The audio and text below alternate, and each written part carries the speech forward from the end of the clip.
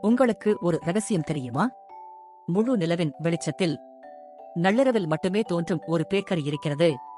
ஆனால் அது சாதாரண பேக்கரி அல்ல.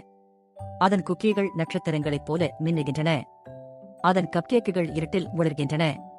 அதன் பைகள் வானவில் போல மின்னுகின்றன. இந்த மந்திர விருந்துகளை யார் செய்தார்கள் என்பது யாருக்கும் தெரியாது. லீலா என்ற ஆர்வமுள்ள சிறுமி படுக்கை நேரத்திற்குப் பிறகு விழித்திருக்க முடிவு செய்தாள்.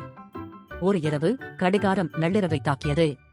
இலவங்கப்பட்டை மற்றும் சாக்லேட்டின் வாசனை லீலாவின் மூக்கைத் துடைத்தது. அதனால் அந்த வாசனை வந்த திசையை நோக்கி அவளின் கால்கள் தொடர்ந்து சென்றன. காலியான தெருவின் நடுவில் மெதுவாக ஒளிரும் ஒரு சிறிய பேக்கரி. அங்கே மூன்லைட் பேக்கரி என்று கதவின் மேலே உள்ள பலகையில் எழுதப்பட்டிருந்தது. அங்க மூன்லைட் பேக்கரி நள்ளிரவில் மட்டுமே திறந்திருக்கும். லீலாவின் கண்கள் உற்சாகத்தால் பிரகாசித்தன. அவள் அந்த பேக்கரியின் கதவை தள்ளித் திறந்தாள். உள்ளே சிறிய நிலவு பாரிஸ் வேகமாக வேலை செய்து கொண்டிருந்தன. மாவை கலந்து பேஸ்ட்ரியை உருட்டி குக்கீகளில் நட்சத்திர தூசியை தூவிக் கொண்டிருந்தன.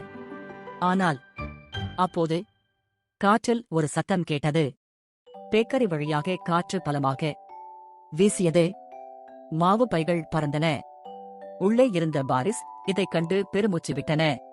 மாவு இல்லாமல் அவர்களால் இனி எந்த பண்டத்தையும் செய்ய முடியவில்லை. லீலா உடனடியாக யோசித்தாள்.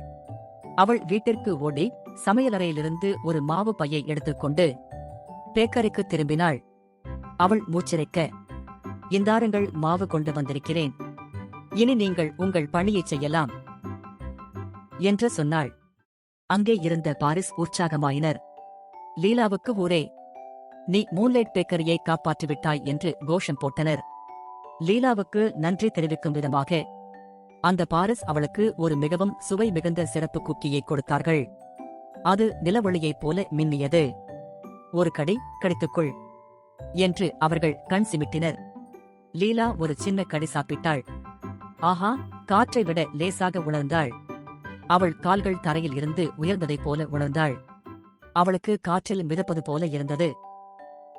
அன்றிரவு முதல் லீலா மூன்லைட் பேக்கரியின் அதிகாரப்பூர்வ உதவியாளரானாள். இரவு அனைவரும் தூங்கிய பிறகு நகரம் முழுவதும் மந்திர இனிப்புகளை விநியோகித்தார். சரி, அடுத்த முறை நீங்கள் விழித்தெழுந்து உங்கள் ஜன்னலின் வழியே ஒரு சிறிய மின்னும் குக்கியை கண்டால் அது எங்கிருந்து வந்தது என்பது உங்களுக்கு தெரிந்திருக்கும் தானே?